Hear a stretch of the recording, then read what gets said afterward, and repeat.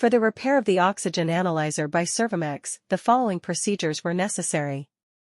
Replacement of various electronic components and general cleanup of the unit. For testing we use 220V AC power supply, a multimeter, a flow meter, a pressurized air and a nitrogen 0.1%. We begin the calibration process with oxygen.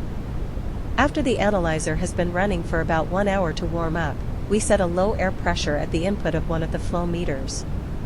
We should have a reading of 20.9% nitrogen and an output of 17.37 milliamperes. If the reading is not 20.9%, we adjust it using the span potentiometer.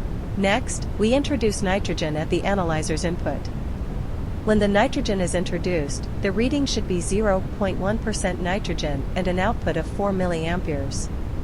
If the reading is not correct, we adjust it using the zero potentiometer.